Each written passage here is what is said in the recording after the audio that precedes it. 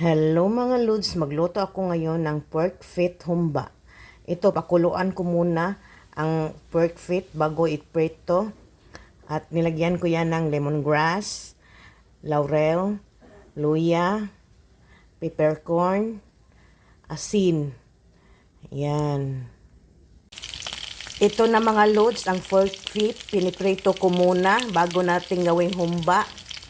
Yan. Magluto na tayo ng ating pork feet humba with a twist. Ito na yung pork feet. Pagkatapos kong pinakuluan, piniprito ko.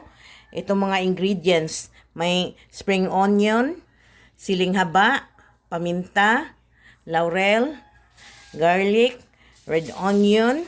Meron tayong oyster sauce, black beans, asusina, black pepper, soy sauce, vinegar, at ang twist, radish. Ayan. Ayan na.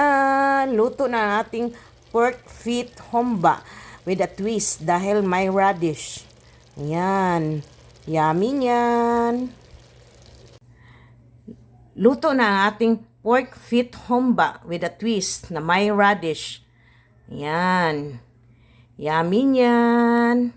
With black rice. Kain tayo!